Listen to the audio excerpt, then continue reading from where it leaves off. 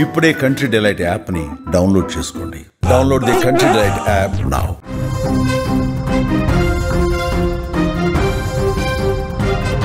తుని కేసులో నారాయణరావు మరణం తర్వాత అనేక ప్రశ్నలు ఇప్పుడు ఉత్పన్నమవుతున్నాయి. అసలు నారాయణరావు మరణం ఎలా సంభవించింది? చేసిన తప్పు వెంటాడిందా? చేయకూడని పాపం ప్రాణం తీసుకోవాలని ప్రేరేపించిందా?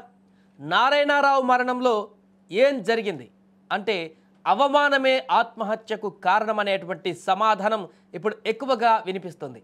బుధవారం రాత్రి కోర్టుకు తరలిస్తుండగా మార్గ మధ్యలో బహిర్భూమి కోసం వెళ్లాలని నారాయణరావు పోలీసులను కోరాడు. పోలీసులు వాహనాన్ని తుని శివారులోని కోమటి చెరువు వద్ద ఆపగా నారాయణరావు పోలీసుల కళ్ళు గప్పి ఒక్కసారిగా చెరువులోకి దూకాడు. పోలీసులు గజ ఈతగాళ్ల సాయంతో గాలించగా అతని మృతదేహం లభించింది ఈరోజు ఉదయం. అయితే నిన్న రాత్రి అందులోకి దూకినప్పుడే వెంటనే అక్కడ ఉన్నటువంటి పోలీసులు కూడా నారాయణరావు దూకినటువంటి ప్రాంతాల్లోనే గాలించారు. కానీ లోతు ఎక్కువ ఉండడం కారణం చేత, అదేవిధంగా చీకటి సమయం కావడం చేత నారాయణరావు దూకిన తర్వాత అందులో అతను కనిపించలేదు. దీంతో ఉదయం గజ ఈతగాళ్లను రప్పించి గాలించారు. ఆ తర్వాత మృతదేహం లభించింది. 60 ఏళ్ల వయసులో బాలికకు చేసినటువంటి తప్పు బయటపడ్డాక నారాయణరావు తీవ్ర పశ్చాత్తాపం పడినట్లుగా తెలుస్తుంది. నిన్న పోలీస్ స్టేషన్కి వెళ్ళిన తర్వాత అక్కడి నుంచి హాస్పిటల్కు తీసుకువెళ్ళేటువంటి సమయంలో కూడా నారాయణరావు ముఖాన్ని మొత్తం కప్పేశారు. అప్పటికే తను పూర్తిగా పశ్చాత్తాపంతో ఢీలా పడిపోయినట్టుగా తెలుస్తుంది. ఈ కేసులో అరెస్టు కావడం, అతను చేసినమైనటువంటి దారుణమైనటువంటి నేరం మీడియాలో రావడం, సోషల్ మీడియాలో వైరల్ కావడం, స్థానికుల చేత దేహశుద్ధి కూడా గురి కావడం వంటి పరిణామాలు కూడా మరలా సమాజంలో కొంత రాజకీయ పలుకుబడి ఉన్నటువంటి వ్యక్తి కాబట్టి తీవ్రమైనటువంటి అవమానాన్ని కలిగించినట్టుగా తెలుస్తుంది అతనికి. 60 ఏళ్ల వయసులో చేసినటువంటి ఈ తప్పుకు చట్టపరమైనటువంటి శిక్ష కంటే ముందుగానే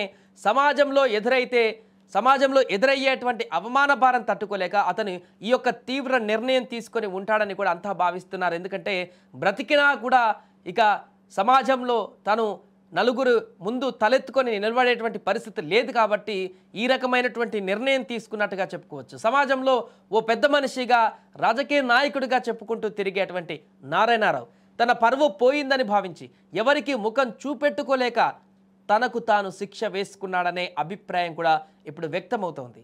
ఒక వీడియోనే నారాయణరావు పాపాన్ని బయటపెట్టింది. తునిలోని గురుకుల పాఠశాల విద్యార్థినికి మాయమాటలు చెప్పి ఆమెను బయటకు తీసుకువెళ్లిన నారాయణరావును ఓ వ్యక్తి నిలదీశాడు. అక్కడ తోటలో అఘాయిత్యానికి పాల్పడుతుండగా పట్టుకొని అతడితో వాగ్వాదానికి దిగాడు. ఆ వీడియోను రికార్డ్ చేశాడు. సోషల్ మీడియాలో ఆ వీడియో వైరల్ అయ్యాక నారాయణరావు నీచపు పనంతా కూడా ఈ లోకానికి తెలిసింది. కుటుంబ సభ్యులు ఆందోళనకు దిగడం, పోలీసులు వెంటనే స్పందించి కేసు నమోదు చేయడం వంటివి కూడా అన్నీ చకచక జరిగిపోయాయి. స్థానికులు కూడా నారాయణరావును చితక్కొట్టినటువంటి వీడియోలు కూడా బయటపడ్డాయి.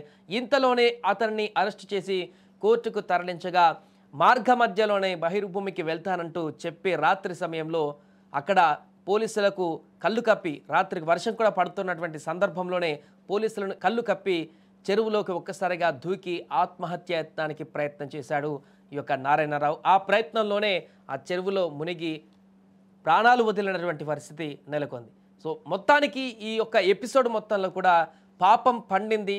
తను పశ్చాత్తాపంతో చేసినటువంటి ఈ నీచపు పనితో, కామోన్మోదంతో కూడుకున్నటువంటి ఈ పనితో సమాజంలో ఒక రాంగ్ ఇన్ఫర్మేషన్, అదేవిధంగా పూర్తిగా ఒక తప్పుదారి పట్టించేటువంటి విధంగా తను మిగిలిపోయాననేటువంటి ఒక పశ్చాత్తాపం అతనిలో కలిగినట్టుగా కనిపిస్తుంది. ఈ ఉద్దేశంతో అసలు బ్రతకడం ఇంకా తాను వేస్ట్ అనేటువంటి విషయాన్ని తనకు తాను అర్థం చేసుకొని పశ్చాత్తాపంతో చెరువులో దూకి ఆత్మహత్య చేసుకున్నట్టుగా తెలుస్తుంది. అల్టిమేట్గా ఎవరైనా కూడా ఇలాంటి నీచమైన తప్పు పనులు చేస్తే వారికి బ్రతికే హక్కు లేదనేటువంటి ఒక మెసేజ్ని అయితే నారాయణరావు ద్వారా ఇప్పుడు సమాజానికి బయటకు వచ్చినట్టుగా తెలుస్తుంది. ఇంత దారుణమైనటువంటి పనులకు పూనుకునే వ్యక్తులు ఎవరైనా, ఎంతటి వారైనా కూడా వారు ఈ సమాజంలో మనుషుల మధ్య బ్రతికేటువంటి హక్కు కానీ అలాంటి అవసరం కానీ వారికి లేదనేటువంటి ఒక మెసేజ్ని అయితే ఈ యొక్క ఇన్సిడెంట్ ఇప్పుడు మనకు అందరికీ కనువిప్పుగా మారింది.